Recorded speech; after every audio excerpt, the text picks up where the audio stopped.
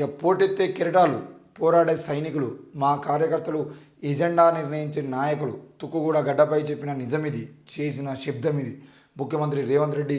జనజాతర సక్సెస్పై interesting tweet మొత్తానికైతే పోటెత్తే కిరటాలు పోరాడే సైనికులు అని చెప్పేసి నిన్న కేటీఆర్ కూడా రేవంత్ రెడ్డి మీద ట్వీట్ చేయడము అది జనజాతర కాదు అబద్ధాల జాతర అని చెప్పేసి మాట్లాడిన సందర్భంలో మరి రేవంత్ రెడ్డి కూడా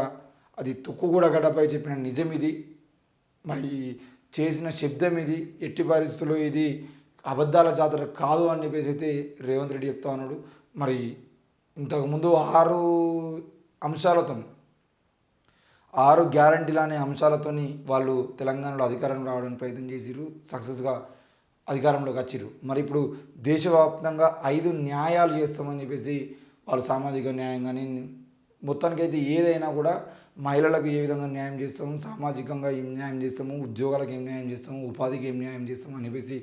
5 న్యాయపరమైన అంశాలతో మేము ముందుకు వస్తున్నామని చెప్పి చెప్తున్నారు. ఈ 5 న్యాయాలు మేము చేస్తామని చెప్తున్నారు. మరి ఈ 5 న్యాయాలు ఈ దేశంలోని ప్రజలకు ప్రస్తుత కాలంలో అందుతున్నాయా లేదా, అది ఒకసారి ఆలోచించాల్సినటువంటి అంశం. ఈరోజు రేవంత్ రెడ్డి అయినా రాహుల్ గాంధీ అయినా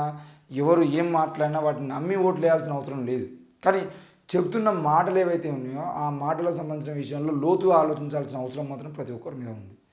ఆ 5 న్యాయాలు ఏవైతే ఉన్నాయో కాంగ్రెస్ చెప్తున్న 5 న్యాయాలు, ఆ 5 న్యాయాలు నేటి రోజుల్లో ప్రజలకు సరిగ్గా అందుతున్నాయా లేదా, ఒకవేళ అందకపోతే వాటికి సంబంధించిన విషయంలో బీజేపీ ఏం చేస్తుంది, మరి ఈ 5 న్యాయాలకు సంబంధించిన విషయంలో సామాజిక న్యాయం నేడు ఉత్తరప్రదేశ్లో కానీ లేదంటే బీజేపీ పాలిత ప్రాంతాల్లో ఎక్కడైతే ఉన్నాయో ఆ పాలిత ప్రాంతాల్లో సామాజిక న్యాయం అందుతుందా, మహిళలకు న్యాయం జరుగుతుందా, ఇవన్నీ ఈరోజు ఒక బీజేపీ ఎమ్మెల్యే మహిళను అత్యాచారం చేస్తే, ఒక అమ్మాయిని అత్యాచారం చేసి చంపితే వానికి బెయిల్ ఇచ్చి ఊరేగించి స్వీట్లు పంపిణీ చేసుకొని మొత్తం గ్రామం మొత్తం ఊరేగించి వాడి గొప్ప కార్యక్రమం చేసినట్టు వాడిని తీసుకుపోయినటువంటి సంఘటన మనం చూసినాం. ఊరేగింపుగా తీసుకుపోయినటువంటి సంఘటన. మరి ఈ దేశంలో బీజేపీ అధికారంలోకి వచ్చిన తర్వాత మహిళలకు న్యాయం జరుగుతుందా అనేది ఒక్కసారి ఆలోచన చేయాలి. వాళ్ళు ఏ అంశం కాంగ్రెస్కు ఓటు వేయాల్సినటువంటి ఆలోచన నేను చెప్పట్లేదు, కానీ కాంగ్రెస్ చెప్తున్నటువంటి అంశాలు ఏవైతున్నాయో ఆ అంశాలకు సంబంధించిన విషయంలో ఎందుకు కాంగ్రెస్ ఆ అంశాలను ముందు పెట్టింది, ఆ అంశాల్లో బీజేపీ ఎందుకు ఫెయిల్ అయింది, ఈరోజు ఆ న్యాయాలు బీజేపీ అందేయగలుగుతుందా,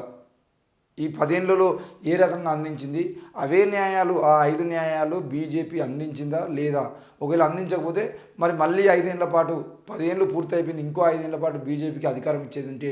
ఆ సామాజిక న్యాయం కానీ ఆ మహిళా న్యాయం కానీ ఇవన్నీ కానీ ప్రజలకు అందేటువంటి అవకాశాలు ఉంటాయా అనేది ఒక్కసారి ఆలోచించాల్సిన